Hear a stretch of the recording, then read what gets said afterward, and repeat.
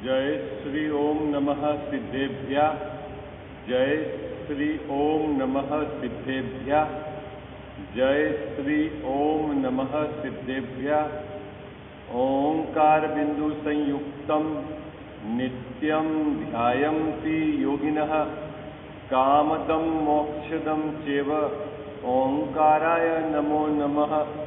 अविरल शब्द घनोग प्रक्षालित सकल भूतल मल कलंका मुनि भी निरूपासित तीर्था सरस्वती हर्तु नो दुरितान अज्ञान तिमिरा अंधानाम ज्ञानांजन शलाकया चक्षुर्ण मिलितम येन तस्मै श्री गुरुवे नमः। श्री परम गुरुवे नमः। परंपराचार्य गुरुवे नमः। सकल कलुष विध्वंसकम श्रेयसाम परिवर्धकम धर्म संबंधकम भव्य जीव मन प्रतिबोधकारकम पुण्य प्रकाशकम पाप प्रणाशमिदम शास्त्रम श्री मोक्ष मार्ग प्रकाशक नाम ध्येय अस्य मूल ग्रंथ कर्ता रह श्री सर्वज्ञ देवा तद उत्तर ग्रंथ कर्ता रह श्री गणधर देवा प्रति गणधर देवा तेसाम वचना सामाज्य आचार्य कल्प पंडित टोडरमल जी द्वारा विरचित श्रोता रह सावधान तया शृण्वन्तु। मंगलम भगवान वीरो मंगलम गौतमो गणी मंगलम कुंद कुंदाद्यो जैन धर्मोस्तु मंगलम सर्व मंगल मांगल्यम सर्व कल्याण कारकम प्रधानम सर्वधर्मानां जैनम जयतु शासनम जैनम जयतु शासनम जैनम जयतु शासनम। नमः श्री समयसाराय स्वानुभूत्या चकासते चित स्वभावाय भावाय सर्वभावांतरे छिदे मिथ्या भाव अभाव ते जो प्रगटे निज भाव सो जयवंत रहो सदा यह ही मोक्ष उपाय यह ही मोक्ष उपाय। सर्वज्ञ शासन जयवंत वर्ते निर्ग्रंथ शासन जयवंत वर्ते हे यही भाव अविच्छिन्न मन में रहता है। सर्वज्ञ शासन जयवंत वर्ते निर्ग्रंथ शासन जयवंत वर्ते। जय बोलो देव शास्त्र गुरु की।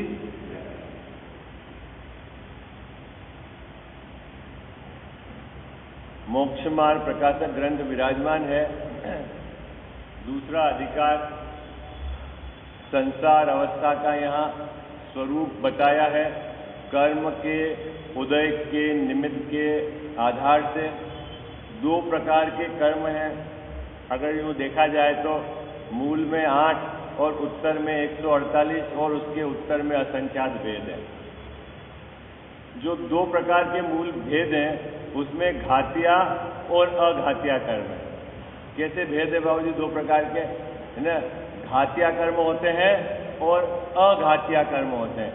घातिया कर्म किनको कहते हैं?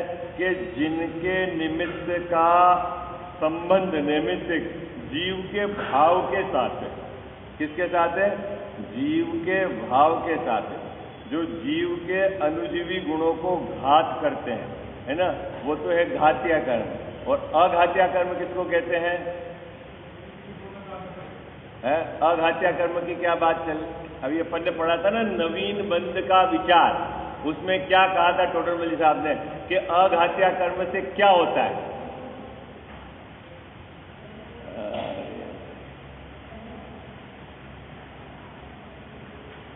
एक तो है घातिया कर्म, है ना।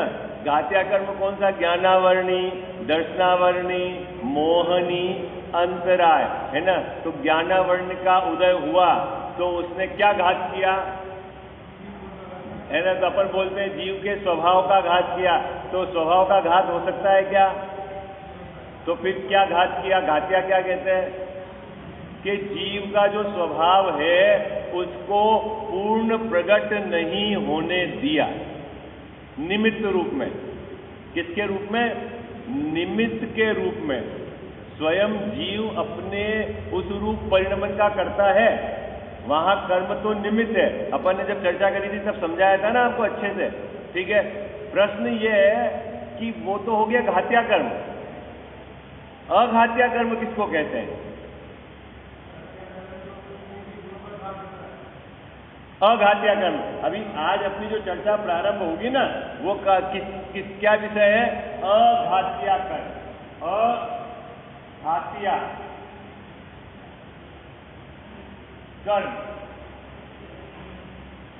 नवीन बंध का विचार देख पढ़ो आप, नवीन बंध का विचार अपन ने पूर्व में पढ़ा है ना, नवीन बंध का विचार।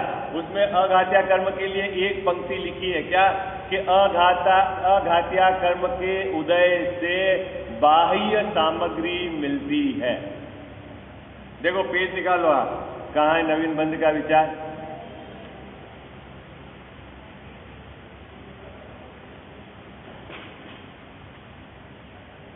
किस पे पेज? इस दूसरे अधिकार में ही है ना? ये रहा नवीन बंध। मेरे वाले ग्रंथ में पेज नंबर 31 है ना? जो सोहनगढ़ से प्रकाशित है उसमें 31 है और स्मारक से 26 है ना? वो हेडिंग है नवीन बंध विचार। उसका अंतिम पैराग्राफ अपने को पढ़ना है, उसकी भी पहली पंक्ति पढ़नी है। मुकेश भाई साहब, अंतिम पैराग्राफ की पहली पंक्ति, तथा मिल गया सबको? मिल गया? अघाती कर्मों के उदय से बाह्य सामग्री मिलती है। मिल गया ना बाबूजी? राजू भैया मिल गया ना? मिल गया। पेज नंबर 31 मेरे ग्रंथ में, और उसमें 26 या 28 है ना, नवीन बंध विचार, और उसमें अंतिम पैराग्राफ की पहली पंक्ति, योग और उससे होने वाले प्रकृति प्रदेश बंध के ऊपर वाला जो पैराग्राफ है उसकी पहली पंक्ति पढ़नी है। मिल गया? सबको मिला? हाँ जी या ना जी? मिल गया? देखो अब मैं फिर पढ़ता हूं पंक्ति, क्या? तथा अघाती कर्मों से, अघाती कर्मों के उदय से बाह्य सामग्री मिलती है। नहीं मिला बाबूजी? मिल गया ना? पंक्ति मिल गई ना? यही लिखी हुई ना, अघाती कर्मों के उदय से। ठीक है। अब एक बात और अपने को समझनी है यहाँ अच्छे शांति से, थोड़ा सा विषय आज समझने जैसा है ना? अपन ने बात कही थी घात्या कर्म की, कि घात्या कर्म में क्षयोपशम होता है, घात्या कर्म का उदय होता है, घात्या कर्म में एक घात्या कर्म का उपशम होता है। ठीक है, क्षयोपशम भी होता है और उपशम भी होता है। मोहनी का उपशम होता है और बाकी ज्ञानावरण का क्षयोपशम, दर्शनावर्णी का क्षयोपशम, अंतराय का क्षयोपशम, है ना? क्षयोपशम अपन ने कल। लेकिन अघात्या कर्म में क्षयोपशम नहीं होता। क्या होता है अघात्या कर्म का? अघात्या कर्म का उदय होता है। उदय पहले तो अपने को अच्छे से समझना है, क्या होता है? अघाती कर्म का उदय होता है ना? अघाती कर्म का क्षय होता है, क्षयोपशम और उपशम नहीं होता। बात पकड़ में आ गई आपको? ठीक है। अघाती क्यों कहते हैं इनको? अघाती क्यों कहते हैं? इन कर्मों को अघातिया क्यों कहते हैं?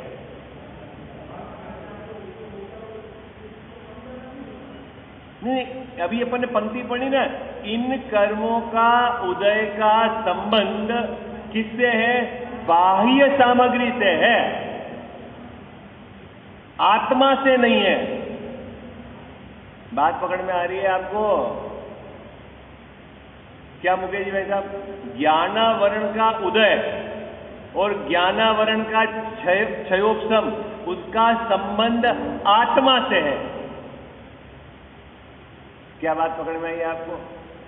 दर्शनावर्णी का उदय और दर्शनावर्णी का क्षयोपशम, वो उसका संबंध किससे है? जीव से है, आत्मा से है। और अघात्या कर्मों का किससे संबंध है? अघाती कर्म और इसका लिंक, निमित्त नैमित्तिक संबंध है ना, लिंक इधर और इधर, इधर क्या है? बाह्य सामग्री।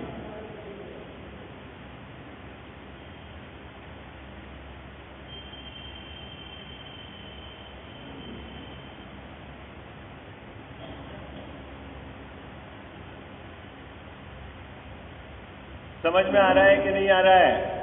देखो भाई, बिल्कुल आप उपयोग को एकाग्र करना, विषय बहुत इंपॉर्टेंट है। और मैं आपको बताता हूं, अधिकतर जीव इस वेदनी कर्म के संबंध में सुनते तो हैं, बात भी करते हैं, बोलते भी हैं, लेकिन भाव भाषण विपरीत चलता है। क्या चलता है? भाव भाषण विपरीत चलता है। समझ नहीं पाते हैं कि क्या चक्कर है। इसलिए बड़ी शांति से अपने को इस विषय को समझना है। ठीक है? अभी क्या बात हुई अपनी कि अघातीय कर्म, उसके उदय से क्या होता है बाबूजी? बाह्य सामग्री मिलती है और बाह्य सामग्री नहीं मिलती। उदय होएगा तो मिल जाएगी और उदय समाप्त होगा तो समाप्त हो जाएगी। मिलती ही मिलती है ना? एक बात ये समझ लेना, क्या है? इसके उदय से सामग्री मिलती है।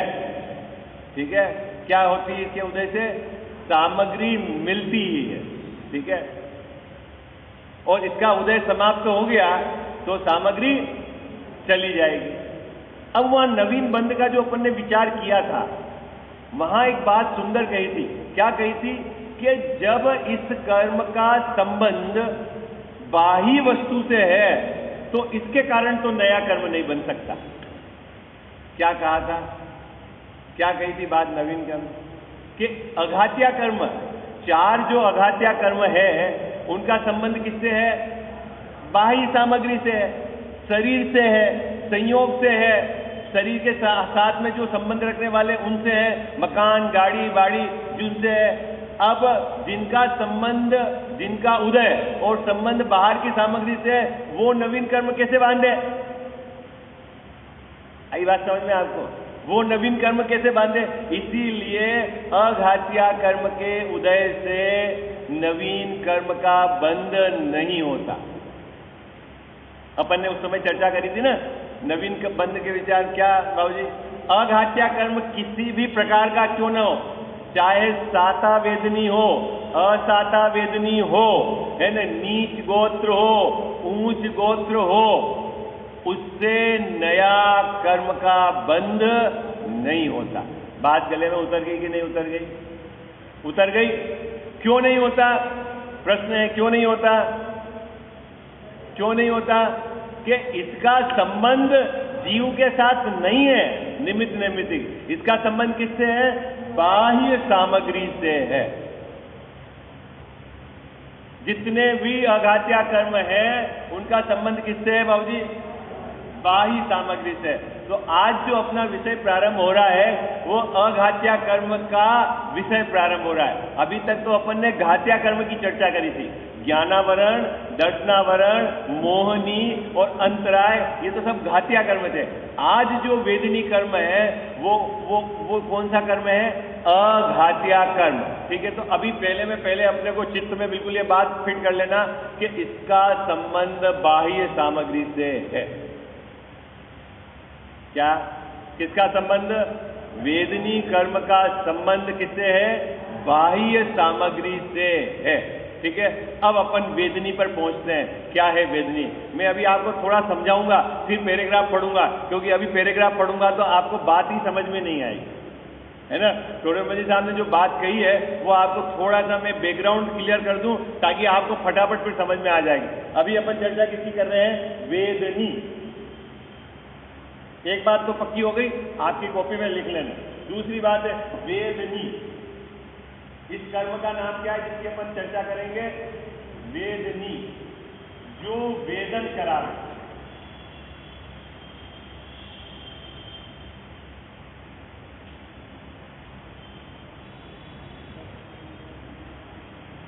भैया उपयोग को एकाग्र रखना हो, बराबर जो बात कही जा रही है बराबर समझना। बहुत गड़बड़ी है साता वेदनी और असाता वेदनी को लेकर। वेदनी कर्म किसको कहते हैं? वेदनी कर्म, भाई पूरा अघात्या कर्म का डिपार्टमेंट बाह्य सामग्री से। अब अघात्या में भी अपन आ गए वेदनी से। तो वेदनी कर्म जो वेदन करावे, वेदन करावे, स्व संवेदन, वेदन स्व संवेदन अलग बात हो गई, और वेदन अनुभवन ये अलग बात हो गई, है ना। वेदन करावे ना, वेदन, वेदन करावे, अनुभवन, अनुभव करे। अब प्रश्न यह है कि वेदन कौन करता है? वेदन कौन करता है? अरे बात समझ में आ रही है नहीं आ रही? वेदन कौन करता है?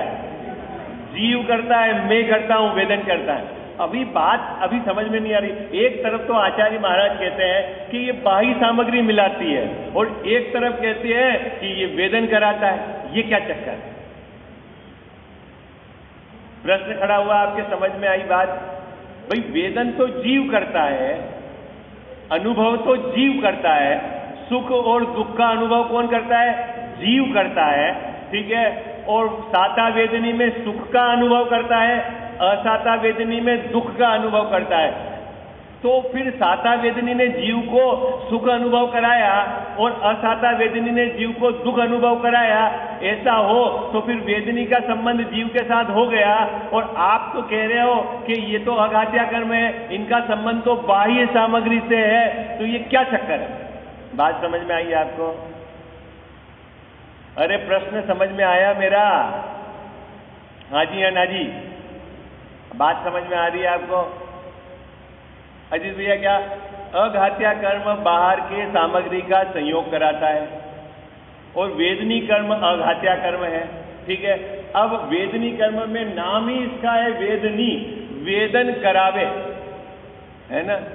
क्या नाम है इसका? वेदन करावे, अनुभव करावे। किसका अनुभव करावे? तो वहां नाम दिया साता और असाता। साता मतलब सुख, साता मतलब सुख, और असाता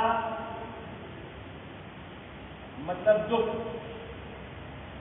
ठीक है। अब दो प्रकार की वेदनी कर्म की प्रकृतियां हैं। कितनी प्रकार की? दो प्रकार की, साता वेदनी, असाता वेदनी, है ना। तो साता वेदनी के उदय में सुख का अनुभव करता है जीव, असाता वेदनी के उदय में दुख का अनुभव करता है। तो अनुभव तो जीव करता है। क्या करता है? अनुभव तो जीव करता है। तो फिर इसको अघात्या कर्म क्यों कहते हो? इसको भी घात्या ही कहो ना, कि ये दुख का घात करता है, सुख का घात करता है, ऐसा कहो ना। फिर इसको अघात्या कर्म में क्यों डाला? एक बात, ये प्रश्न आपके चित्त में खड़ा रखना। दूसरी बात, हम ये जानते हैं मुकेश जी भाई साहब, क्या जानते हैं? कि वेदनी कर्म से बाह्य की सामग्री मिलेगी, ओके, इसमें तो हमें कोई डाउट नहीं। लेकिन जगत में ऐसी कोई सामग्री नहीं है जिसको स्पेसिफाइड कर दे कि ये सुख की सामग्री है और ये दुख की सामग्री। जगत में कोई भी सामग्री सुख दुख की नहीं है। जब सुख दुख की सामग्री नहीं है तो ये साता वेदनी सुख की सामग्री कहां से देगी और असाता वेदनी दुख की सामग्री कहां से देगी? क्योंकि सामग्री में सुख और दुख इस नाम का तो विभाजन ही नहीं है। दूसरा प्रश्न,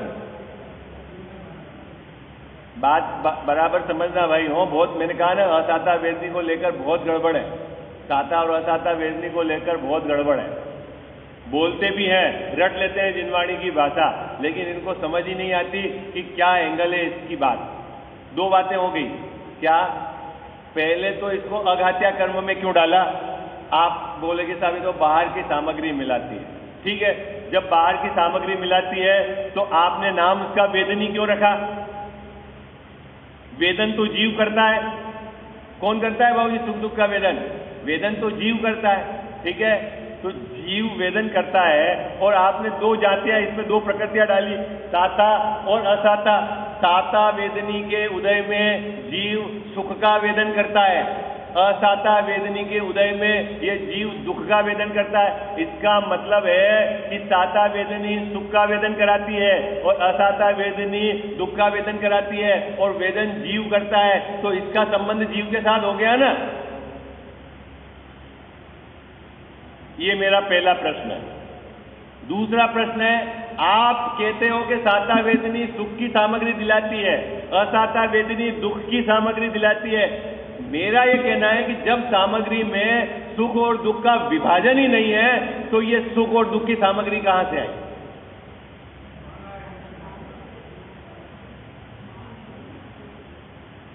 बात समझ में आ रही है आपको? अरे कछु बात समझ में आ रही है नहीं आ रही है ना? हाँ हाँ यस, अब बात पकड़ में आ रही है आपको कि ये जो वेदन है, ये जो है ना, साता वेदनी असाता वेदनी, वेदनी कर्म के साथ मोह कर्म सहवर्ती होने पर ही ये इसका इफेक्ट ही आएगा।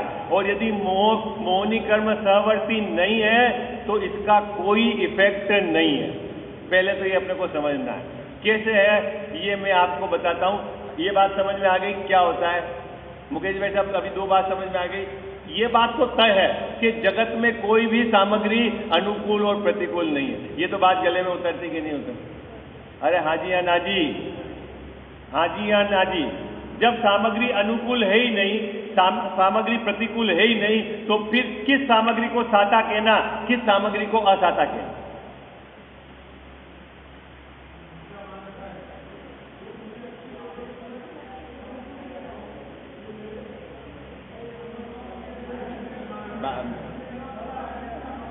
अब तो अभी देखो एक्स वाई जेड क्या होता है।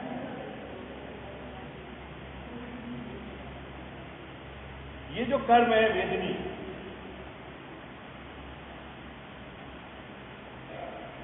इसके सहवर्ती मोह, उसके कारण इफेक्ट आता है। क्या है? ये है वेदनी कर्म, इसके सहवर्ती है कौन? मोहनी कर्म, मोह, उसके कारण कनक भैया इफेक्ट आता है। इफेक्ट आता है तब इसको, है ना, तो इसको तो अघात्या में डाला क्योंकि इसका संबंध तो सामग्री मिलाने से, और सुख दुख का जो वेदन होता है वो यहां से। आई बात समझ में? क्या होता है? इसका संबंध सामग्री मिलाने से और इसका संबंध सुख दुख के वेदन कराने, और इन दोनों का जॉइंट इफेक्ट आता है। जॉइंट इफेक्ट आता है ना, तो अपन आरोप इसको दे देते हैं कि साता वेदनी से सुख का वेदन हुआ। ठीक है, ऐसा कहते हैं। देखो अब मैं आपको उदाहरण देता हूं, उदाहरण। ठीक है, एक जीव है, जीव, ठीक है, अभी मौसम सर्दी का हो गया, ठीक है, दो, नंबर 1 और नंबर 2, एक तो दुख का वेदन करता है और एक सुख का वेदन करता है। संयोग दोनों के बाहर में सर्दी के, ठीक है, बाहर में संयोग क्या हो गया? मौसम कैसा हो गया?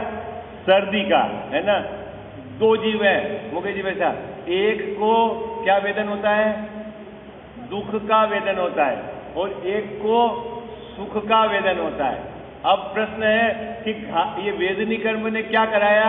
वेदनी कर्म ने इसको भी सर्दी का संयोग है, वेदनी कर्म के उदय से इसको भी सर्दी का संयोग है, लेकिन इसको तो कहेंगे असाता वेदनी का उदय है और इसको कहेंगे साता वेदनी का उदय है, और बाहर में ये तो दोनों में सर्दी। मुकेश भाई साहब, बात पकड़ में आ रही कि नहीं आ रही है? क्या बाहर में क्या है? सर्दी है, ठीक है ना, है ना।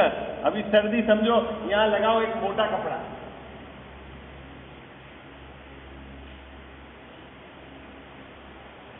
दोनों को मोटा कपड़े का संयोग हुआ, ठीक है, दोनों को। किसका संयोग है मुकेश जी भाई साहब? बाहर में मोटा कपड़ा है ना, पुराने जमाने में कपड़ा मोटा देख के खरीदते थे, नहीं बाबूजी? और आज के समय में हाँ? अभी जब मोटे कपड़े का संयोग हुआ तो एक जीव क्या वेदन करता है? दुख का, और एक जीव क्या वेदन करता है? सुख का। अब प्रश्न यह है कि वेदनी कर्म ने संयोग क्या कराया? मोटे कपड़े का। अभी प्रश्न है कि दोनों संयोग मोटा कपड़ा होने पर भी एक जीव के वो साता के पार्ट में जाएगा और एक जीव के असाता के पार्ट में जाएगा। इसका मतलब है कि सामग्री में साता असाता का कोई लिंक नहीं है। बात समझ में आ गई? तो फिर ये असाता साता का कहां से लिंक है? कि ये साता और असाता का लिंक ये यहां से मोहनी कर्म से। क्या यह जीव ऐसी कल्पना करता है? कौन? पहले नंबर वाला जीव क्या कल्पना करता है कि मोटे कपड़े से दुख होगा, मोटे कपड़े से मेरे को गर्मी लगती, मैं दुखी होऊंगा, ऐसा जीव ये कल्पना करता है और उसी समय उसके मोटे कपड़े का संयोग हो जाता है। तब वहां वेदनी कर्म का उदय, इधर मोह का उदय और उसका उस तरह का वेदन, दुख का वेदन करना, तो इस कर्म का नाम चला जाता है, क्या चला जाता है? असाता वेदनी।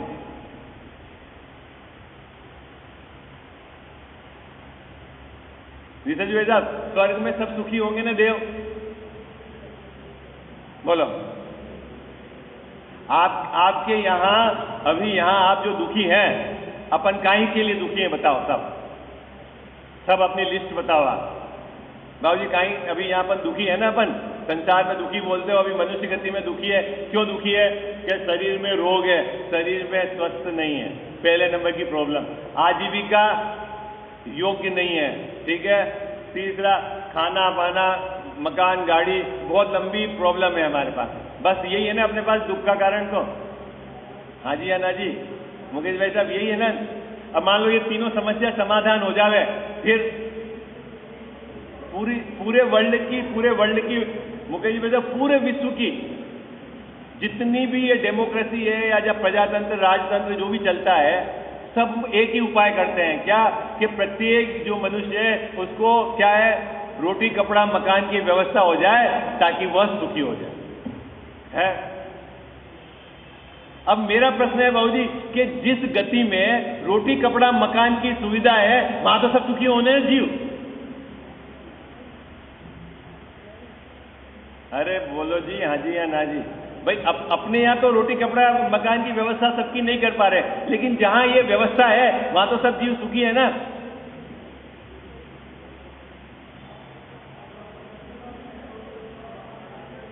अरे अभी अपनी नहीं बात कर रहे हैं पूरे। भाई जैसे देवगति है, देवगति में कोई प्रॉब्लम है क्या? किसी के शरीर में रोग है क्या? है? कोई रोग नहीं है। किसी के कोई वो महल की जरूरत है, कोई प्रॉब्लम है क्या बाबूजी? ठीक है। खाने की कोई प्रॉब्लम है क्या? है? तो फिर सब सुखी है देवगति के जीव। सबके साता वेदनी का उदय नहीं, तो फिर उनके असाता का उदय नहीं है क्या? है? अरे भाई, साता और असाता इसका संबंध सामग्री से नहीं है। ये साता असाता कहां से क्रिएट होता है? ये साता और असाता इसके दिमाग की उपज है, इसकी कल्पना है। आई बात समझ में? कौन सा बेटा अनुकूल है और कौन सा बेटा प्रतिकूल है बाबूजी बताओ?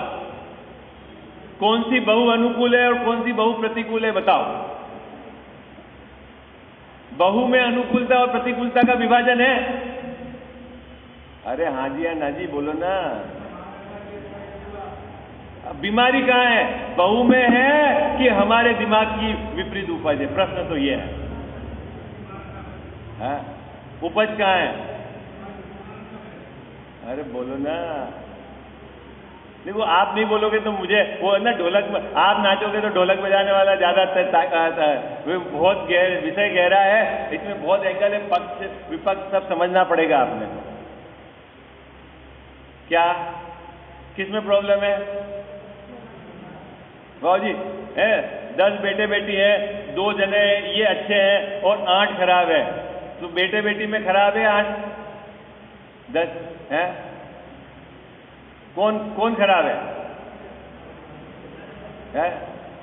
बेटे बेटी तो बेटे बेटी है? तो ये अच्छा और बुरा ये कहाँ से क्रिएशन है? ये जीव अपनी कल्पना से बाह्य में किसी सामग्री को अनुकूल मानता है और उसका संयोग होने पर उसको ऐसा लगता है कि मैं सुखी हो गया, ऐसा वेदन करता है। तब इसका मानना इधर और इधर उस सामग्री का मिल जाना, तब कहते हैं कि इसको साता वेदनी का उदय। आपको पता है एक बहुत खतरनाक बात बता दूं आपको बाबूजी, कि अगर ये बीमारी मिट जाए ना, ये बीमारी इसकी इधर की, कि ये कल्पना ही नहीं करे कि कौन अनुकूल और कौन प्रतिकूल, तो बाहर में कुछ भी हो इसके कुछ फर्क नहीं पड़ता है। आपके पास कोई ऐसा उदाहरण है? बताओ कौन? आपको पता है अनंत भगवान के भी असाता वेदनी का उदय है।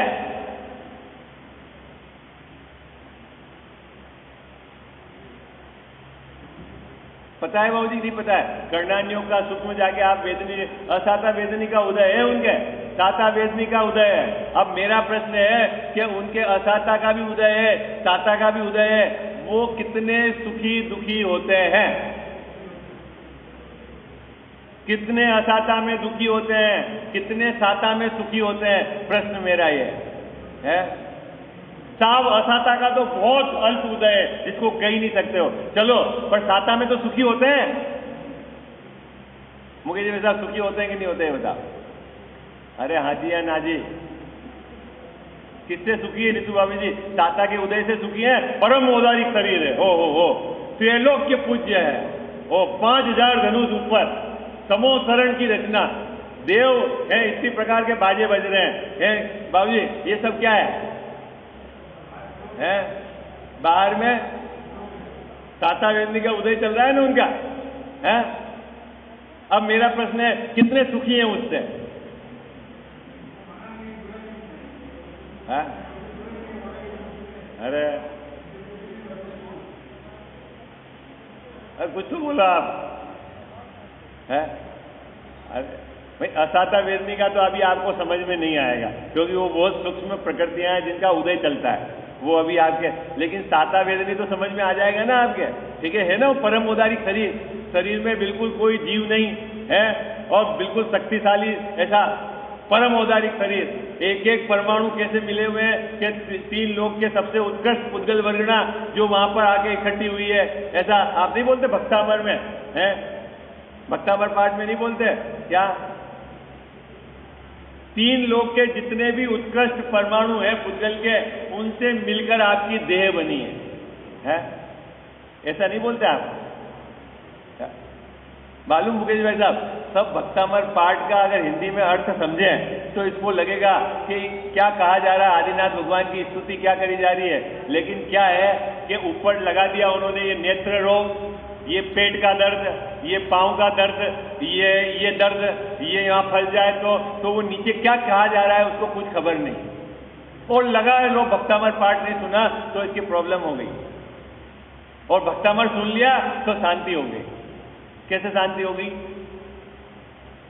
उसे पता ही नहीं क्या बोल रहा है, भक्ति में क्या कहा जा रहा है। एक कौन सा दोहा है 8वां 10वां नंबर कि प्रभु आपके गुण इतने हैं कि मैं ऐसा कमजोर, है ना, कम क्षमताधारी में आपके गुणों का बखान नहीं कर सकता, है ना, और उसके ऊपर कुछ और रोग निवारण। अरे वो क्या बात कही जा रही है उसको पता ही नहीं।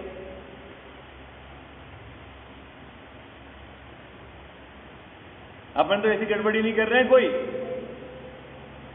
अरे हाँ जी कुछ तो बोलो आप, है? अब क्या करें साहब, गड़बड़ी, हमने तो अर्थ ही नहीं जानना है। अर्थ नहीं जानना है तो ये तो बड़ी गड़बड़ी है ही है। अर्थ तो जानो, और अर्थ जान के क्या वो भक्ति का जो लिखा गया है स्रोत, उसको भक्ति के एंगल से देखो, उत्कर्ष स्रोत है वो। आई बात समझ में? आप कोई हमारा काम हो जाएगा इस मिथ्या श्रद्धा के साथ तो वो आपको कुछ लाभ नहीं होने वाला। कहाँ चल रही थी बात अपनी?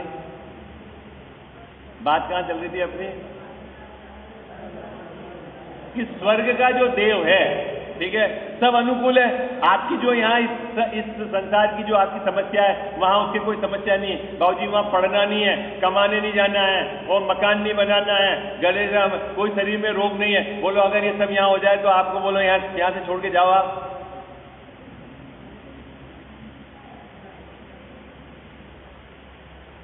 हाँ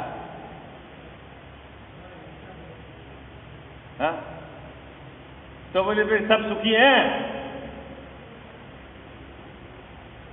अभी बड़े अच्छे से समझना, क्या समझना है अपने को, कि बाहर की सामग्री में साता असाता का विभाजन, अंदर इसने जो मोह के कारण अपनी कल्पना खड़ी कर रखी है, उसके आधार से दोनों का विभाजन होकर सहकार होकर इस पर आरोप जाता है कि साता वेदनी की उदय से इसको अनुकूल सामग्री मिलती है। अनुकूल और प्रतिकूल का विभाजन इसने अपने अज्ञान से खड़ा किया है।